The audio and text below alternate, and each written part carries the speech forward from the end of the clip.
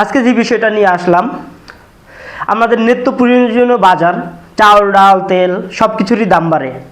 যখন দাম বাড়ে তখন আমরা কি করি? প্রতিবাদ করে তুলি। নিত্য প্রয়োজনীয় বাজারের ভিতরে আমাদের আরেকটা হলো মেডিসিন। তো মেডিসিনের যখন দাম বাড়ে আমরা মেডিসিনটা ওভাবে কখনোই ফলো করি না। মেডিসিনের দাম আমাদের স্ক্রিনে যদি একটু লক্ষ্য করেন, দুইটা মেডিসিনের বক্সের পিকচার দেওয়া আছে। তো এক সপ্তাহের ব্যবধানে 600 টাকা থেকে 1000 টাকা যখন এক বক্স মেডিসিনের দাম হয়, প্রতি বক্সে 50 পিস মেডিসিন থাকে। 50 পিস মেডিসিনে যখন 400 টাকা এক সপ্তাহের ভিতরে বাড়ানো হয়, তখন আপনি কোথায় যাবেন?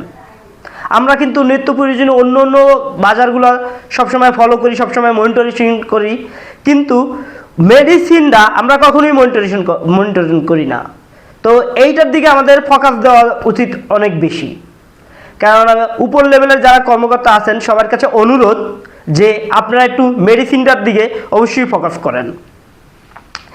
কেননা স্ক্রিনে দেখা যে মেডিসিনের বক্সগুলা এক সপ্তাহের ব্যবধানে যদি 50 পিস মেডিসিনে 400 টাকা বাড়ানো হয়, তাহলে সাধারণ যারা কর্মঠ মানুষ সর্বোচ্চ তাদের দৈনিক ইনকাম হয়েছে 5 থেকে 600 টাকা। তাই 600 টাকা যখন ইনকাম হয়, তাদের এক কেজি তেল কিনতে যায় হয়েছে গিয়া 220 টাকা, 1 কেজি চাল কিনতে 80 থেকে 90 টাকা, 1 কেজি আলু কিনতে 70 টাকা, 1 কেজি মুসুরি ডাল যদি কিনতে হয় তাহলে 110 টাকা। তাহলে এই সাধারণ মানুষগুলো যখন প্রতিদিনের বাজার করে, তখন কিন্তু আর প্রতিদিন তাদের অবশিষ্ট কোনো টাকা তাদের পকেটে থাকে না।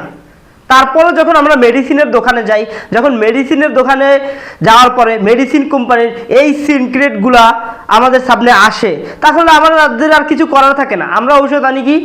আমরা বাধ্যগতভাবে ঔষধগুলো আমাদের কেনাই লাগবে। ঔষধ না কিনলে তো আমরা বাঁচতে পারবো না। ঔষধগুলো আমাদের বাধ্যগত।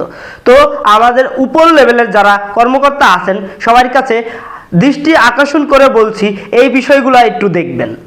সবাই উপর লেভেলের কর্মকর্তার কাছে এই ভিডিওটা পৌঁছে দেওয়ার জন্য সবাই প্লিজ শেয়ার করে দিবেন একটু।